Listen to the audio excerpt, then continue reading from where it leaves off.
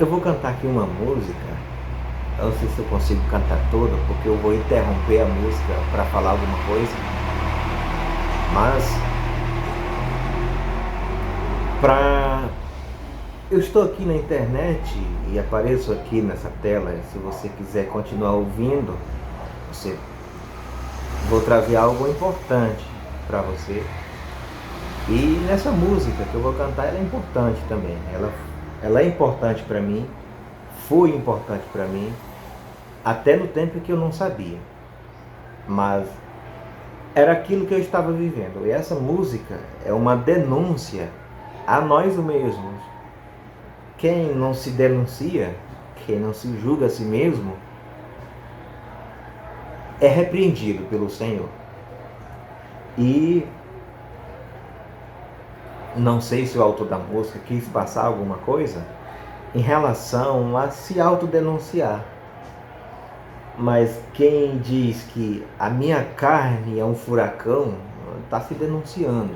Sabe que nós somos seres humanos, somos seres de barro mesmo.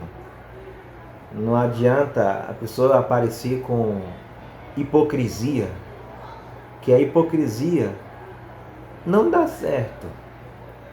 O hipócrita não adora a Deus. O hipócrita, ele forja uma imagem estereótipa de que está tudo bem, que é um dos textos que eu vou ler em relação a isso. Aqui, um texto bíblico em relação a isso. Aí a música é o seguinte, essa sim.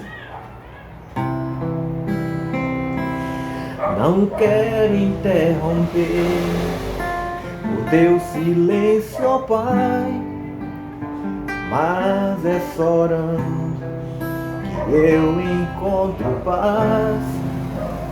O vento da aflição quer apagar a chama da minha adoração. O mundo é um oceano, minha carne é um furacão, minha vida é um barquinho buscando direção. Descansa minha alma e acalma a tempestade que agita o meu coração. Acalma o meu coração, acalma o meu coração. O vento está soprando, mas é te adorando que venço o mar da aflição. Acalma o meu coração, acalma o meu coração. Só venço esse mundo, a minha carne também, se for em tua presença. Acalma o meu coração. Interessante nessa música é que a teologia da música certa. Ouço falar, já ouvi falar em pessoas dizer assim: tu ainda está no barco? Como se fosse, tu ainda frequenta uma igreja? E se você ouvir nessa música, ele diz: o mundo é um oceano, minha carne é um furacão, minha vida é um barquinho buscando direção. Aí, o barco não é um lugar fora, o barco é a minha vida, que busca direção, que busca Deus em mim, que precisa de Deus em mim para me sustentar. Sem Deus em mim, não sou nada. É encontrar a casa varrida e ornamentada, mas sem a presença do mais valente, não vai fazer. Os valentes que se foram voltam e trazem mais 7. Mas Quando você é habitado pelo mais valente, aí sim você tem segurança, porque Deus habita em você. Essa é a verdadeira segurança. Esse é o verdadeiro barco. Eu sou habitado por Deus. Essa é a verdadeira casa. Eu sou habitado por Deus. Então, quando alguém diz, você está no barco? Não, eu sou o barco. E Jesus está em mim. É assim. E aí, eu gosto dessa música, porque tem gente que está nesse momento precisando de calma. Acalma o meu coração, acalma o meu coração. Só venço esse mundo se for em tua presença. Acalma o meu coração. O barulho do mar vem pra me confundir. Ó Pai, não deixa as ondas minha fé diminuir. Perdoa se pensei que em meio ao teu silêncio não estivesse ali. Já passei muito por isso. Viver na superfície também, sem poder respirar, é o mesmo que morrer por não te adorar. És meu oxigênio, Senhor, sem tua presença minha fé vai naufragar. É como disse Moisés, um anjo não, eu quero, se a tua presença não for, eu não iria a lugar nenhum. E nessa música ele fala sobre vento, não é o vento do Espírito, é o vento da aflição, as tempestades da vida, que bate contra a gente, se a gente não estiver alicerçado, plantado, arraigado no chão da obediência da palavra de Deus, do que ensina Jesus. É uma construção da vida, a gente vive e a gente vai produzindo.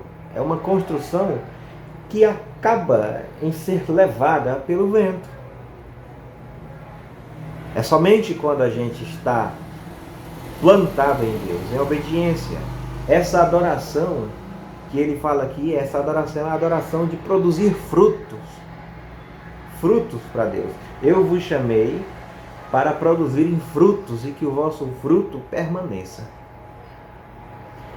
E já que eu já estou falando aqui, eu quero ler sobre isso aqui no livro, no Evangelho que escreveu Lucas. É uma das testemunhas. Não foi ocular, Lucas não foi uma testemunha ocular dos atos de Jesus, mas ele fez uma pesquisa com aqueles que tinham tido contato com Jesus. Ele fala, fiz uma pesquisa acurada. Para você, Teófilo, é que está escrito aqui em Lucas, mas é para mim, é para você também. Como eu já disse uma vez, este livro, que é uma biblioteca de vários livros, é o testemunho humano do que Deus faz na nossa vida. E aqui em Lucas, no capítulo 18, no verso 9, ele diz assim: ele também contou a seguinte ilustração a alguns que confiavam na sua própria justiça e consideravam os outros como nada.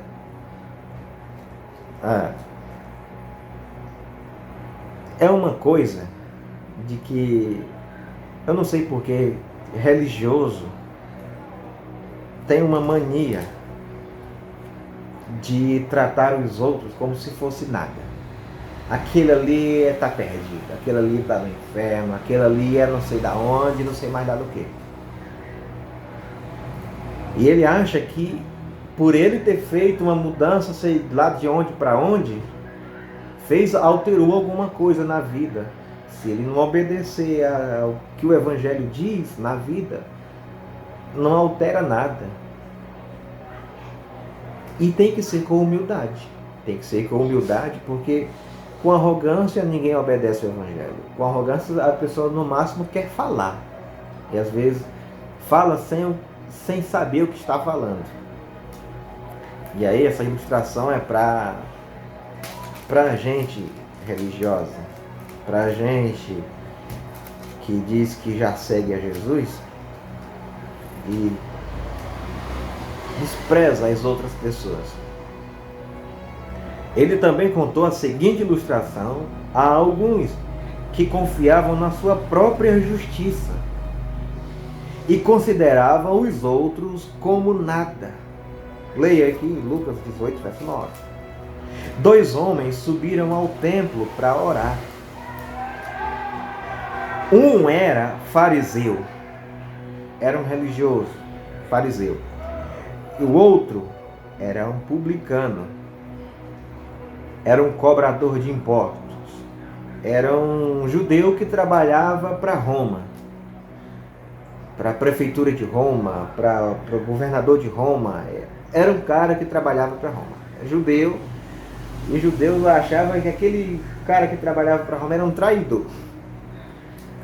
Bom, o fariseu ficou em pé e começou a orar o seguinte no íntimo. Começou a orar o seguinte: ó Deus, eu te agradeço que não sou como todos os outros que transgridem, que roubam, que extorquem, injustos, adúlteros, nem mesmo como este cobrador de impostos. Sabe, quando Jesus fala, não é para o fariseu, não é só para o fariseu, é para todo aquele que carrega uma máscara de hipocrisia. Deus não se impressiona com o teu estereótipo. Deus não se impressiona com a maneira que aparece aqui do lado de fora, com aquilo que aparece por fora. Não, Ele está querendo ver o que está no teu íntimo. Por mais que você diga no seu íntimo, graças a Deus por isso, Ele está usando da justiça própria. Porque todos nós somos pecadores. E é como eu cantei nessa música. Eu tenho que me enxergar. Tenho que me enxergar. Se eu não me enxergar, eu não sou salvo da minha própria idiotice. É Isaías que aponta sempre para os outros, e ali no capítulo 6 ele vê o Senhor, não tem mais o rei, no ano da morte do rei, ele viu o Senhor. Depois que o rei morreu, ele já estava sem proteção.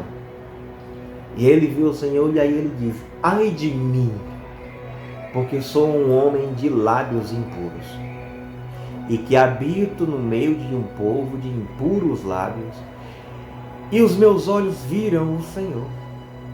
Se eu não me enxergar, eu também não vou ser curado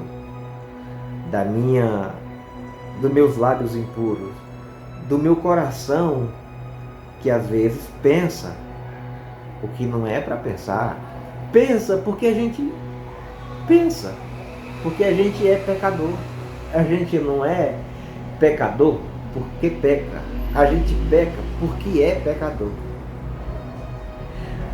E aí o serafim voou para ele com uma brasa, para Isaías, e tocou a boca de Isaías com aquela brasa e disse: veja, eu toquei a tua boca com essa brasa para dizer que os teus lábios estão purificados. O teu pecado já foi perdoado, porque você se enxergou. O teu pecado já foi perdoado. E a tua culpa será removida. Em algumas traduções diz: está removida, porque nem todos já está com a culpa removida. Tem gente que ainda se vê culpado, mesmo sabendo que Deus perdoa. Enquanto a pessoa não tem a consciência de perdão, a gente não se livra da culpa, fica neurótico. E aí, esse que ora de si para si: graças te dou, Pai, porque eu sou assim, porque eu sou bom, porque eu não faço nada lá de fora. E Jesus diz assim: vocês lá de fora dizem uma coisa, mostram uma coisa, mas do lado de dentro vocês estão cheios de imundície. Enxerguem-se. Enxerguem-se. E é por isso que eu comecei o vídeo falando sobre adoração. Essa música falou sobre adoração. Jesus fala sobre adoração para a samaritana e diz para ela, quando ela percebe que ele é profeta, e ela diz: eu tenho uma dúvida, me responda essa, porque o profeta não vai andar com esse ou com aquele, ele vai dizer o que Deus quer. E aí ela diz: sabendo disso, me diga uma coisa, adora-se a Deus aqui no monte, ou se adorar a Deus no templo, como vocês judeus dizem que é no templo? E Jesus diz: não é no templo, não é aqui no monte.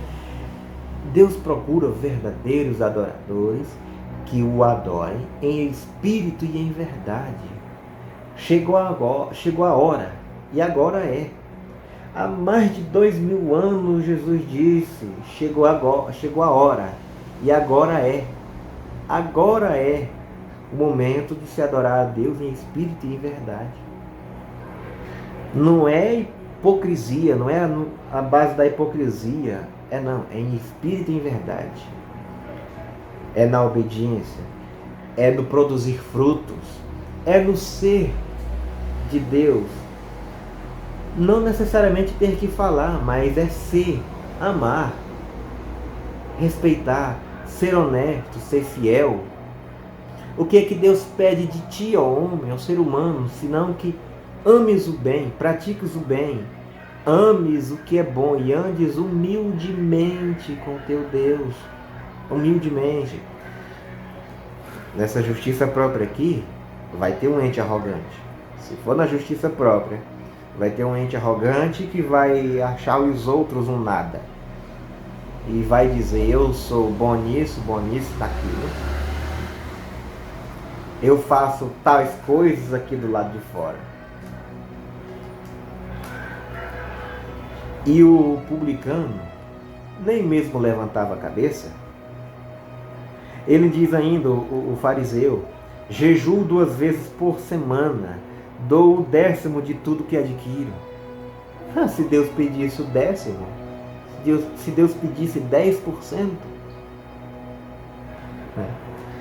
é uma coisa que eu quero dizer aqui, é que Deus, Jesus, o Novo Testamento, se tinha 10%, se levava dízimo a um templo, em que uma tribo, chamada tribo de Levi, não possuía terra nenhuma.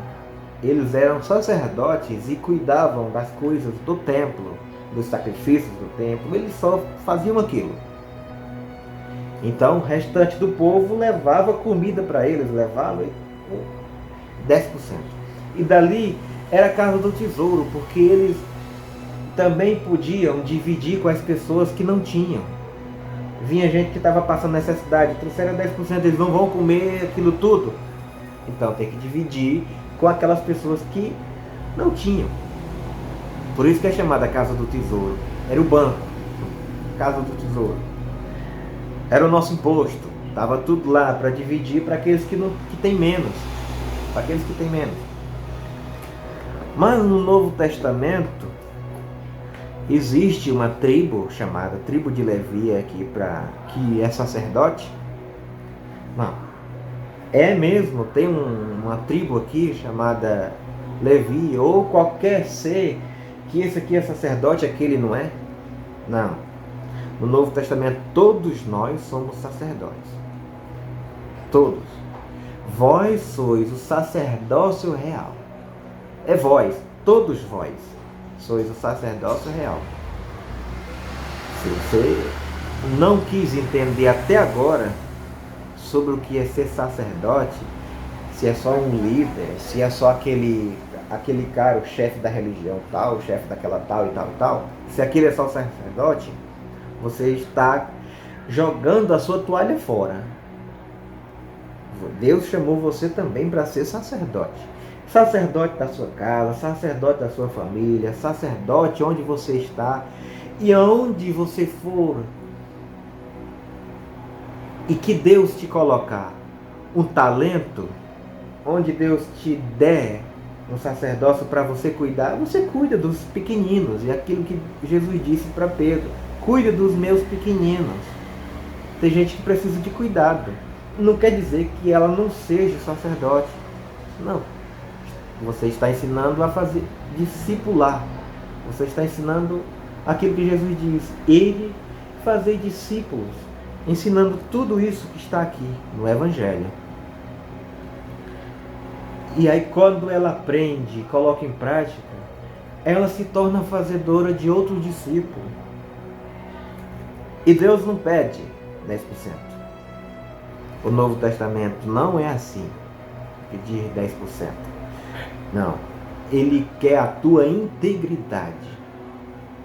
Se fosse 10% da tua integridade, se fosse 10% do teu lado bom, se fosse 10% da tua ajuda para alguém, aquilo que você tem e pode, às vezes, o que sobra da gente? O que sobra? Jesus está lá num lugar onde tem alguém levando oferta. Aí aparece uma viúva que leva tudo. E Jesus diz: aquela deu tudo que tinha, ela fez algo extraordinário, e aqueles outros estão levando aquilo que lhes sobra. Mas se, por exemplo, eu der aquilo que está me sobrando com amor, isso vai fazer diferença. Não tem que dar aquilo que vai faltar. Não, mas aquilo que seja com amor, aquilo que alguém necessita. Se for com amor, vai fazer a diferença na sua vida, o que você dá com amor. Vai fazer diferença na sua vida. Mas se você não dá com amor, dá porque sei lá o quê, vai fazer diferença no outro. Não tem problema, vai fazer diferença no outro. Naquele que precisa, vai agradecer. Mas para fazer a diferença na sua vida, na minha vida, eu preciso fazer com amor. E amor não é amar 10% não, é amar 100%. Deus não te pede 10% aqui. Deus te pede muito mais do que isso. Deus te pede a tua vida, para você ser dele, para você amá-lo, para você obedecer. Aquele que me ama, guarda os meus mandamentos. Aquele que me ama, guarda os meus mandamentos. Esse meu Pai o amará. E eu virei a ele e me manifestarei. E nós viremos a ele e faremos nele morada. Essa é a minha segurança, de Deus habitar em mim. Essa é a minha segurança, de Deus habitar em mim. A segurança é Deus em mim. Maior é aquele que está em vós do que aquilo que está no mundo, do que aquele que está no mundo, do que o maligno, do que qualquer coisa que esteja no mundo, do lado de fora. Maior é aquele que está em nós. Maior é Deus na nossa vida. Deus em nós. Aquele que crê tem a vida. Aquele que come da minha carne, bebe do meu sangue, tem a vida em si. Tem Deus habitando dentro de você. Aquele que come, que pratica, que obedece, que vai até o fim, que não desvia. Vocês também querem ir com eles? Que estão, essa palavra é muito dura. Aí Pedro responde: para quem iremos nós? se tu tens a palavra da vida eterna? É Jesus que tem a palavra da vida eterna. Eu era só para falar sobre esse texto do fariseu e do publicano subindo para o templo orar. E Jesus conta uma ilustração de como é um religioso. Não é porque é fariseu. Não, fariseu é só um religioso. Pode ser qualquer outro religioso dos nossos dias. Ele está se referindo à hipocrisia desse religioso, de qualquer religioso, da hipocrisia. E aí, mas o cobrador de impostos, parado à distância, não queria nem levantar os olhos para o céu, mas batia no peito dizendo: ó Deus, tem misericórdia de mim, um pecador. Tem misericórdia de mim, que sou pecador. É aquilo, se eu não me enxergar, eu não desço justificado, não volto justificado, eu não saio justificado, eu não sou justificado. Se eu não me enxergo, Jesus diz: como vocês dizem que veem, mas não creem no que eu digo, subsiste em vós o vosso pecado e morrereis nele. Vocês dizem que enxergam, estando cego. Vocês são guias cegos e tal. Jesus diz: eu lhes digo, este homem desceu para casa mais justo do que aquele fariseu, mais justificado do que aquele fariseu. Porque todo aquele que se enaltecer será humilhado, será abatido. Mas quem se humilhar será enaltecido, será exaltado. É isso que a palavra diz. Seja um praticante do bem. Ame aquilo que é bom e ande em humildade, em reverência, em um estado de espírito, no espírito de humildade, no espírito de misericórdia, no espírito de compaixão, no espírito de fé, no espírito de amor. Esse é a maior coisa que faz com que a gente carregue todos esses juntos. O amor. É o amor. E se você quer andar em humildade com Deus, ame. É o que Jesus pediu para a gente fazer. Ame. Ame. É isso que faz da gente ser um discípulo. É aquele que ama. E assim reconhecerão que sois meus discípulos, se vós amardes uns aos outros. Se vós amardes uns aos outros. É essa palavra que eu deixo aqui para você. E aí, você vai aprender a viver em harmonia com a vida. A água no rio desce. Você vai descer como água no rio. Em harmonia. Porque é a lei da vida. Lei da vida. Vida. Tu és o Cristo, Filho do Deus vivo. O do Deus da vida. Você vai andar em harmonia com essa vida. É a lei da liberdade que fala Tiago. A lei da vida. A lei do amor. A lei do perdão. E você vai andar bem com Deus se você praticar o que Jesus manda. E é outra coisa que eu precisava dizer. Todo mundo sabe. As pessoas que me conhecem sabem quem eu sou. Sabem de onde eu vim. E eu não estou aqui para deixar máscara com máscara nenhuma. Todos sabem de onde eu vim. Quem me conhece desde a minha infância, desde a minha adolescência, desde a minha juventude, sabe quem eu sou.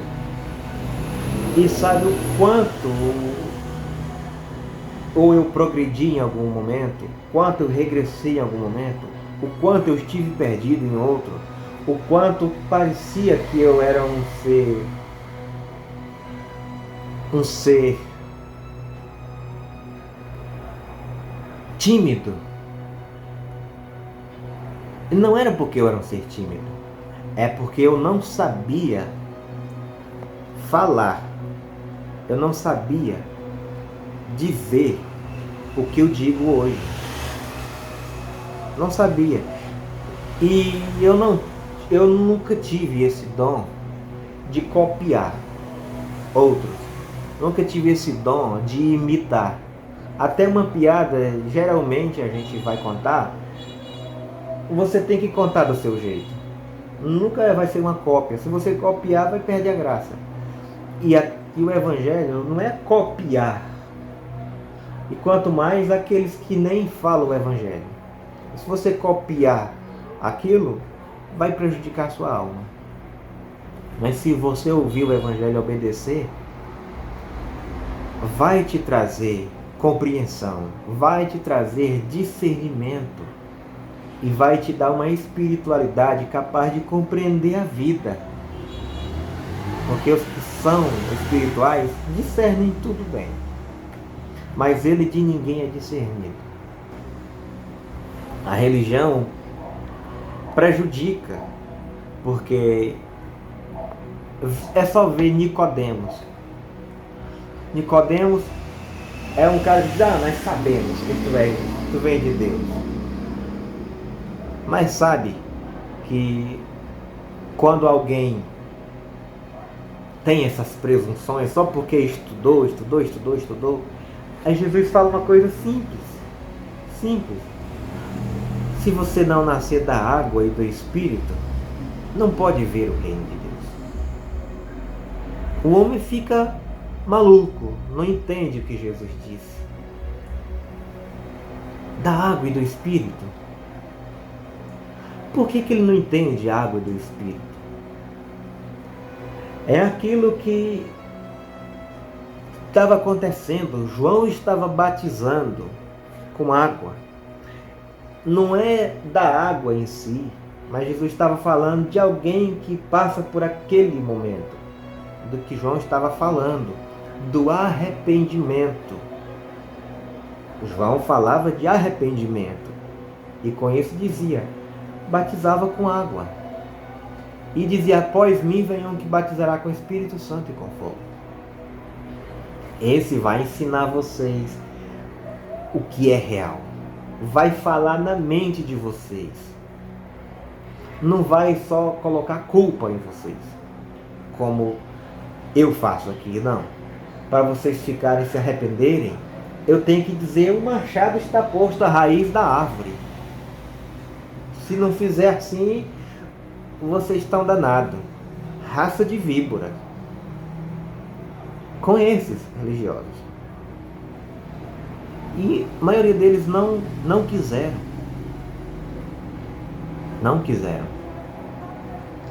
Por isso, eu estou aqui e estou falando daquilo que eu sei em mim. Daquilo que eu tenho entendido, internalizado, obedecido, crido, confiado no meu caminho ao Senhor, entregado o meu caminho ao Senhor. E quando eu disse numa marcação aí, entrega o teu caminho, inclusive o teu caminho e até os dos outros, tem gente que quer pegar o outro e se você não vier para cá, mas você tem que vir. Entrega o caminho dele ao Senhor. Confia no Senhor que Ele faz tudo. Tudo Ele fará. Confia o teu caminho ao Senhor. Se é para confiar o teu, quanto mais os dos outros. Porque a gente não convence alguém por força ou por violência. Quem convence é o Espírito Santo. Jesus, é o que está dito. É pelo meu Espírito. Não é por força nem por violência. É pelo meu Espírito. Diz o Senhor. É o Senhor que disse. É pelo meu Espírito. Então, se você não conseguiu andar você mesmo entregar o seu caminho ao Senhor, como é que vai conseguir trazer ou fazer discípulo se você ainda não é discípulo, se você ainda não anda nesse caminho? É um caminho estreito. É um caminho que não te deixa andar de máscara. É um caminho estreito. Não é um caminho que te faz andar como hipócrita. Não, Jesus te chama para ser verdadeiro, honesto. Por isso ele diz, em espírito e em verdade. Que Deus abençoe a você.